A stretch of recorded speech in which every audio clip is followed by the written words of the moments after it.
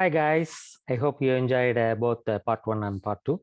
We are continuing here with part 3. We will be continuing. I just started the WHO classification in part 2 and we will be just continuing that WHO classification in part 3, and then we will see few cases of squamous cell and adenocarcinoma in this part. Thank you very much for staying with these videos and have a great time. Bye-bye. In 2004, life was very simple. On HNE, we have to say whether it is small cell, non-small cell. In the non-small cell, it's adenocarcinoma, squamous cell carcinoma, or neuroendocrine carcinoma, or large cell carcinoma. No IHC. Whereas in 2015, they introduced IHC in the WHO classification. And the large cell carcinoma, depending upon the positivity, they are divided into subtypes. For example, when a large cell carcinoma is positive for TTF, it's a solid type of adenocarcinoma. When it is positive for P63 or P40, it will be a non-keratinizing squamous cell carcinoma. When it is positive for synaptophysin and chromogranin, those are all the old neuroendocrine markers. Now we have a armamentarium of newer markers. Probably you might have seen one with Dr. Sandhya Madam, insulinoma associated protein, INSM1, that is the new neuroendocrine marker. When it is positive, it is large cell neuroendocrine carcinoma. When all markers are negative, in the lung also, like in breast, it is a triple negative or null IHC type large cell carcinoma or large cell carcinoma NOS. This is 2015. The same thing is maintained in 2021. Hi guys, just think how you are all very lucky. Even that book is not out, but it is available in that Blue Book website as a beta version, and I'm going to talk about that. So this is the team of the people who you want to thank for sitting together, putting up their ideas and coming up with a final WHO classification 2021. The book will be out within weeks now. So any tumor in any organ, you have to first classify them whether it is secondary or primary. When it is primary, you have to think of epithelial, neuroendocrine in case of lung, mesenchymal, hematolymphoid, or tumors of ectopic tissue. These are all the 5 major types of primary. In the epithelial, we have 7 types: glandular, squamous, adenosquamous, large cell, sarcomatoid, salivary gland type, and others. So this is the concept you have to understand. Whatever we are going to see hereafter, they are the subtypes of all these. So to recapitulate, any organ, any WHO classification, first one is it primary or secondary? Because treatment is very important depending upon that question. If it is secondary, it is a widespread disease, mainly palliation. If it is primary, it is a treatable disease. In the lung, primary tumor is either epithelial, neuroendocrine, mesenchymal, hematolymphoid, and tumors of ectopic tissue. Mesenchymal means specific for lung. Okay, it is not leiomyoma and all. There are specific mesenchymal tumors in lung in addition to other mesenchymal tumors. In the epithelial tumors, it is glandular, squamous, adenosquamous, large cell, sarcomatoid, salivary gland type, and other type. So we are going to deal with only epithelial tumors primary to the lung. As I told you, in the glandular origin, it can be either papilloma, adenoma, precursor lesions, or invasive adenocarcinoma. In the papilloma, it is called as glandular papilloma or mixed with squamous, mixed glandular and squamous papilloma. In the adenoma, we have 6 members: sclerosing adenoma, alveolar adenoma, papillary adenoma, bronchiolar adenoma. That's a new terminology, which is also known as ciliated muconodular papillary tumor, CMPT, mucinous cystadenoma, and mucous gland adenoma. We already talked about sclerosing adenoma as a component of glandular adenomatous type of lung tumor. The basic concept you have to remember, all these adenomas will have P63 or P40 in the periphery, like in ADH and DCIS and ductal epithelial hyperplasia in breast. Okay, so because they may be confused, these may be confused with the carcinoma, but when you do P63, that will be forming boundary of these glands. Coming to precursor lesions, it's a atypical adenomatous hyperplasia and adenocarcinoma in situ. Adenocarcinoma in situ is again divided into non-mucinous and mucinous. Coming to invasive adenocarcinoma, there are 6 patterns.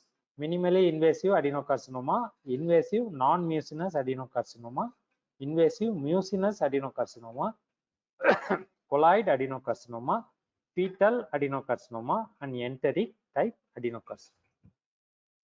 Talking about precursor lesions, these are very rarely seen as primary diagnosis. They are predominantly seen incidentally in the autopsy studies or in the lobectomy or pneumonectomy specimens for invasive adenocarcinomas. It is very hard to see, even identify radiologically or sample radiologically guided biopsies, these atypical adenomatous hyperplasia and adenocarcinoma in situ. But you have to know these criteria so that you can identify when they are present along with the invasive adenocarcinomas.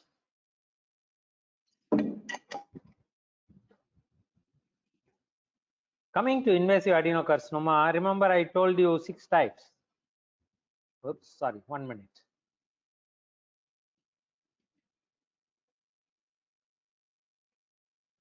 This invasive adenocarcinoma, we have 6 types, and some patterns are there in the 6 types.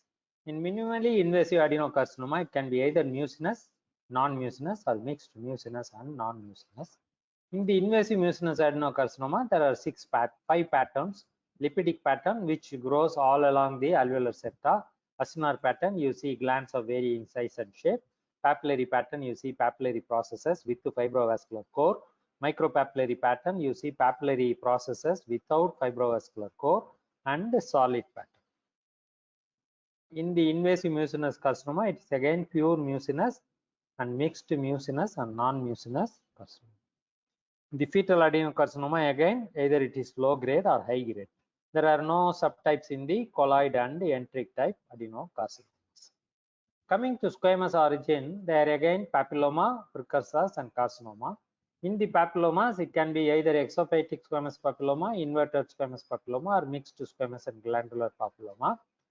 In the dysplasias, which are precursors, it can be mild, moderate, severe, that includes carcinoma in situ. In the carcinoma, squamous cell carcinoma and lymphoepithelial carcinoma. Lymphoepithelial carcinoma is previously a type of carcinoma. Now they moved into squamous origin. The squamous cell carcinoma again has 3 types, which are keratinizing, non-keratinizing, and baseloid. Sarcomatoid carcinoma, salivary type, and others we have to see. Sarcomatoid carcinoma, 3 types: pleomorphic carcinoma, pulmonary blastoma, and carcinosarcoma. In the pleomorphic carcinoma, it can be either spindle cell, giant cell, or pleomorphic cells. Salivary type, pleomorphic adenoma, adenoid cystic carcinoma, mucoepidermoid carcinoma, myoepithelioma and carcinoma, epithelial myoepithelial carcinoma, and hyalinizing clear cell carcinoma. This hyalinizing clear cell carcinoma is again a new entity. In others, we have nut carcinoma, which was there previously, whereas this thoracic SMARCA4 deficient undifferentiated tumor is a new entity. This is an undifferentiated tumor with focal rhabdoid features that are deficient in SMARCA4. This is more IHC and cytogenetic or molecular diagnosis, as well as in the nut carcinoma. Again, we have a specific marker, nut protein, that are positive in the nut carcinoma. Coming to neuroendocrine, it's a precursor, tumor-led, carcinoid, small cell, large cell. The precursor is diffuse idiopathic pulmonary neuroendocrine cell hyperplasia.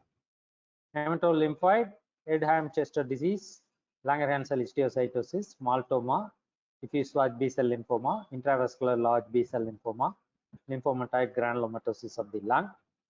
Specific mesenchymal tumors pertaining to the lung, pulmonary adenohamartoma, chondroma, diffuse pulmonary lymphangiomatosis, congenital peribronchial myofibroblastic tumor, pleuropulmonary blastoma, pulmonary arterial intimal sarcoma, primary pulmonary myxoid sarcoma, new entity with the EWSR1, CREB1 fusion. PCOMAs also included in mesenchymal lesions. Remember, Madam told the angiomyolipoma in the kidney, in tuberous sclerosis, it's forms in the PCOMatous group. In the lung, it can present as a PCOMA or known as sugar tumor, and then lymphangioleiomyomatosis. Tumors of ectopic tissue, it is again melanoma or meningioma. That brings the end of the WHO classification. Please remember primary and secondary. In the primary, epithelial, mesenchymal, hematolymphoid, others, and in the epithelial, glandular, squamous predominantly. Those are all the types you have to know. We will be seeing one by one. In the small biopsies in cytology, some terminology we have to use it carefully. Okay, when do you call adenocarcinoma? When you see glands or papillary processes or lipidic pattern and positive for TTF1 napsin. When TTF1 napsin positive but no glands or others characteristic of adenocarcinoma seen, in the biopsies you have to mention it as non-small cell carcinoma favor adeno because you don't see it in H&E. When you see keratin, squamous cell carcinoma, no need to produce. When you see cells producing keratin, it is squamous cell carcinoma. No need to perform P63 or P40.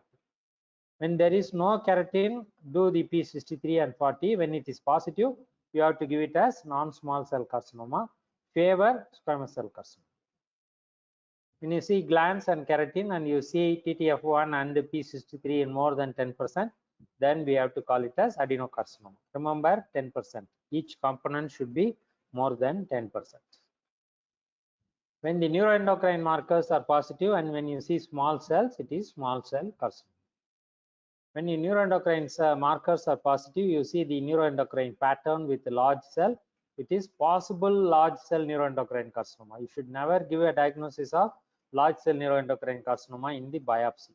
Large cell neuroendocrine carcinoma is a diagnosis in the resected specimen. When it is negative for neuroendocrine markers, but when you see large cells with the neuroendocrine pattern, we have to give suspected large cell neuroendocrine carcinoma. And lastly, when the markers are negative and when you see spindle or giant cells, you have to call it as non-small cell carcinoma, spindle or giant cell type. These terminologies are very, very important. And as I told you before, when all are negative and no pattern, you have to call it as null IHC, non-small cell carcinoma, null IHC. Coming to the tumor markers, you have to remember TTF1, neuroendocrine markers. Previously, we used to do synaptophysin, chromogranin, CD56. Now INSM1, and there's another new marker called as POW. I will be talking about it when we are talking about neuroendocrine tumors. P40 and P63 for squamous epithelium, CK56 also for basal cells. This I included for completion, but no need to do this when you have P40 or P63. When TTF1 positive, adenocarcinoma. When P40 or P63 and CD56 positive, CK56 positive, it is squamous cell carcinoma. When TTF and neuroendocrine markers positive, it is neuroendocrine tumor. Adenocarcinoma can be positive for napsin A and CDX2. Remember CDX2, previously we thought it is specific for GIT. Now any mucinous carcinoma, either in the lung or pancreas or stomach or ovary or colon, it will be CDX2 positive. So it will be positive in primary and secondary. But another important thing of CDX2 in lung, when the mucin secreting cells are positive in CDX2, they are malignant. There is no normal mucinous cell in the lung that is CDX2 positive. If a mucinous cell is positive for CDX2, it is either primary or secondary mucinous carcinoma of the lung. With this background knowledge, let us see some slides. Case number 7, 5 centimeter hilar lesion in a 67-year-old male. This looks like bronchial biopsy, transbronchial biopsy, because this is a hilar lesion. Ashwini, slide check. All good, sir. Good. So these are fragmented, some pink material, some blue cells. Pink material are mainly necrosis, blue material are the cells. They look like respiratory epithelial cells. Let us go to the high power. They are lining the biopsy material. Lining the biopsy material, you can see. And here and there, you start seeing nests of cells. Okay, these are all the nests of cells. So we'll go to the high power. Haha, what do you see here? It's a nice epithelial keratin, hole formation with the squamous cells behind.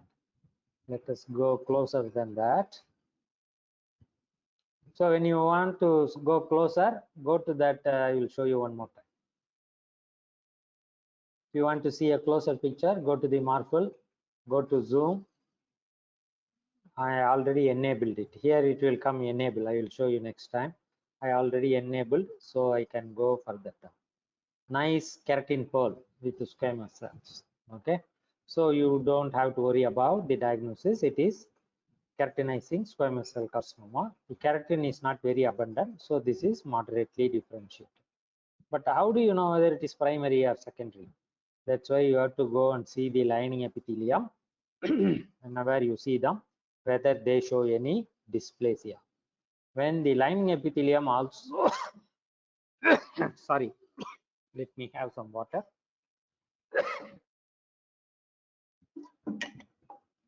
When the lining epithelium is showing some dysplastic changes, then it is primary. It is also known as field change. Okay, here you can see hyperplastic squamous epithelium. Here you can see more dysplastic squamous epithelium. See the polarity. One cell is running in this direction, other cell is running in this direction.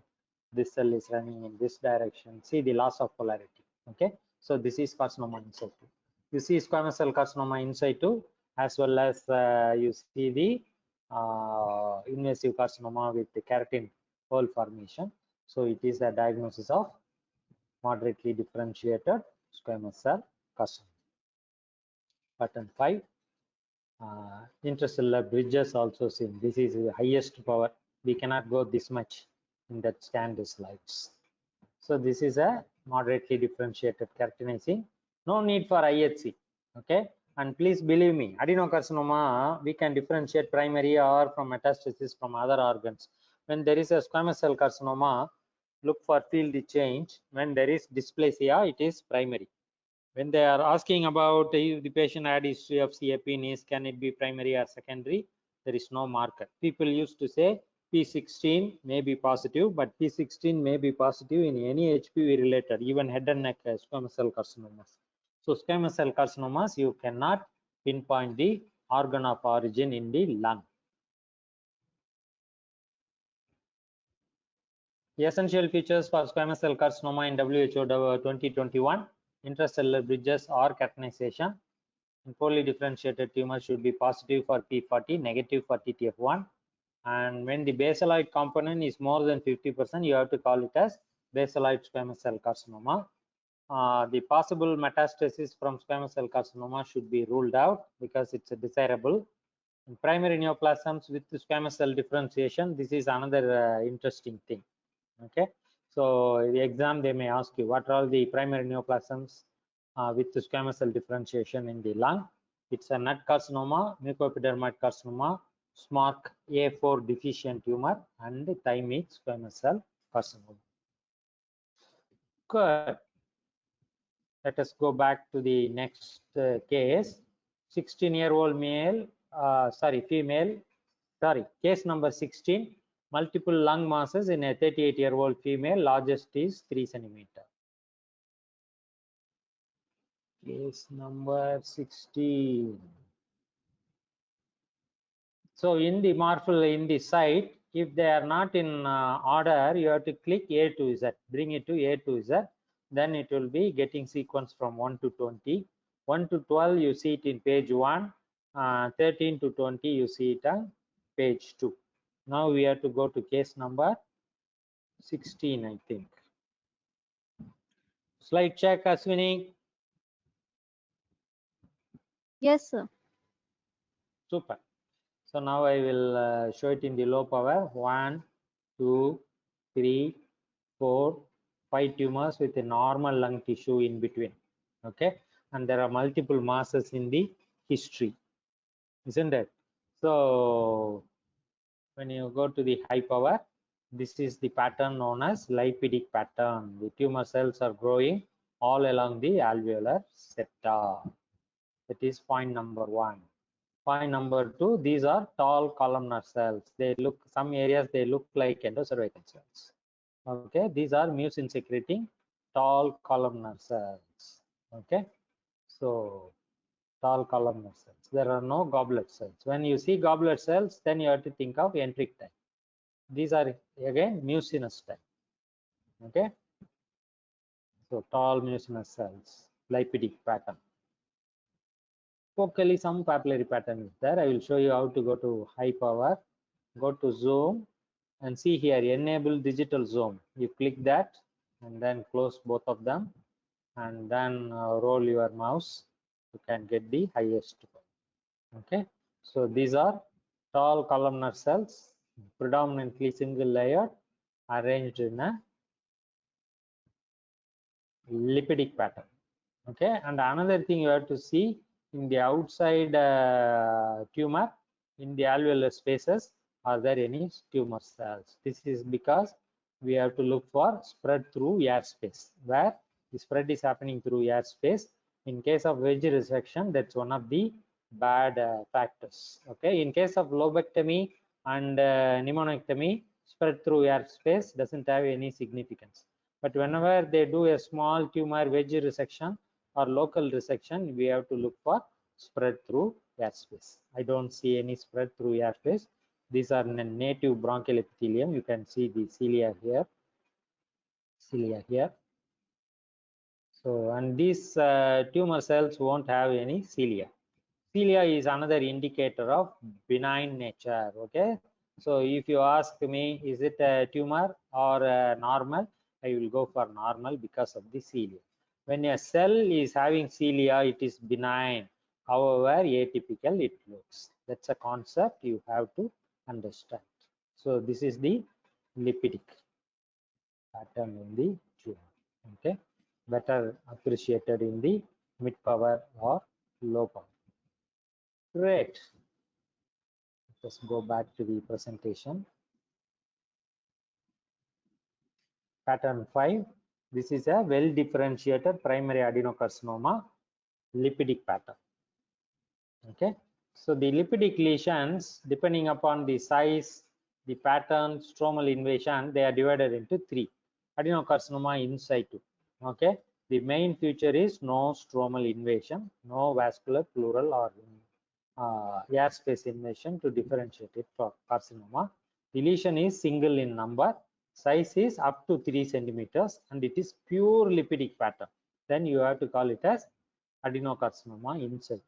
But please believe me, atypical adenomatous hyperplasia and adenocarcinoma in situ, it is purely non-mucinous.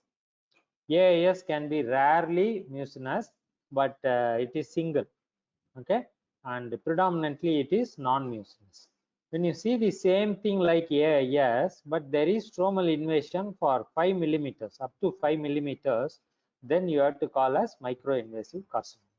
When the invasion is more than 5, doesn't mean it has to be 3 centimeter tumor. When the invasion is there, more than 5 millimeters, then it is lipidic predominant invasive adenocarcinoma. And I talked already about this spread through airspace. Through should be there. Okay, spread through airspace, STAS. It's a micropapillary cell group, solidness or single cells found within the airway beyond the boundary of the main tumor mass. This is the main tumor mass, and this is the boundary beyond the boundary of the main tumor mass. And there's another paper describing about 2500 micrometers. Okay, so if it is beyond that, it is known as stage 2 SATs that will have a worse prognosis when compared to stage 1 STAS.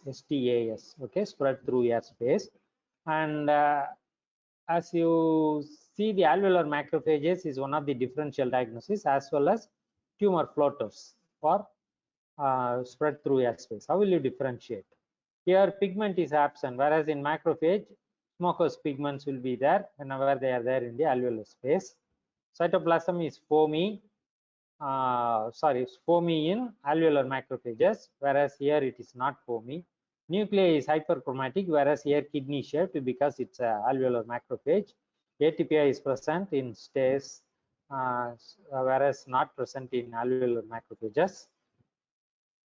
Nuclear folds are frequent in macrophages. Nucleoli are frequent in the tumor cells, and they grow in clusters, and they are present in continuum with the tumor. They are not seen only in the margins, whereas floaters mainly seen at the edges, and they will have jagged edges because they are present at the edge.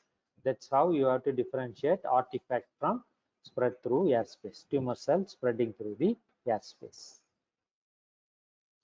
Now we are moving to case number 8, lung mass in a 72-year-old female. Here you can see the normal lung, whereas here you see the tumor. Some glands are there. It is having a pushing margin rather than infiltrating margin. Let us see these slides. Ashwini, slide check. So there is one question. May I ask, sir? Yes. This is asked by Dr. Shweta. Adenocarcinoma in situ. Why is it significant to tell whether it is mucinous or non-mucinous? See, whenever it is mucinous, it can be metastasis. That question, always keep it in your mind. I forget to tell, in the exam they will ask you what is the most common tumor in the lung. You have to say metastasis. In liver and lung, it is metastasis. And as I told you before, adenocarcinoma in situ, you may not get it as a biopsy. Never diagnose adenocarcinoma in situ or atypical adenomatous hyperplasia in the biopsies. In the biopsies, you have to call it as adenocarcinoma lipidic pattern because you don't know the size determination. Okay, that's point number 1. Point number 2, mucinous and non-mucinous, they are thinking they are two different animals. When it is mucinous, it is more associated with KRAS mutation. It is holding good for mucinous carcinomas also. Whereas it is non-mucinous, it is other targets. So that's why you have to differentiate them into mucinous and not mucinous. And another point is it is easy to differentiate in the H&E. When it is difficult, we don't have to do it. But when it is easy and there is a molecular pathway difference, it's mandatory to do it. Is Sweta happy? Thumb sign, Sweta. Sweta or Swati? Swati, I think. She put the thumb sign. She is happy? Yes, sir. Super. So this is the whole mount section of the slide. And more normal lung tissue. See the surface, pleural surface, how it is very smooth. Whereas in interstitial disease, it will be nodular, cirrhotic lung. And just recapitulating whatever we learned so much. And see the fibrosis, mild amount of fibrosis. These are interlobular septa. Okay. And this is the tumor. Take 1 minute for it to get focused. So these are nice glands are formed. Okay, so some solidness are there, but predominantly nice gland formation. Anthracotic pigments, nice gland formation. Okay, so when this one is seen with adjacent adenocarcinoma in situ, you can be 100% sure that this is from the lung. But when it is not there, you have to rule out metastasis. For that, history and radiological finding. No other tumor in the body, it's a single nodule in the lung.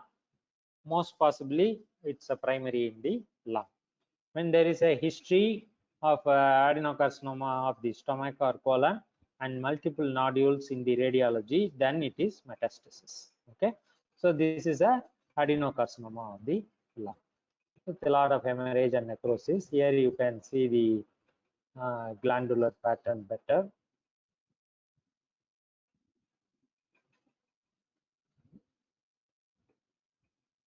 Some papillary pattern also there.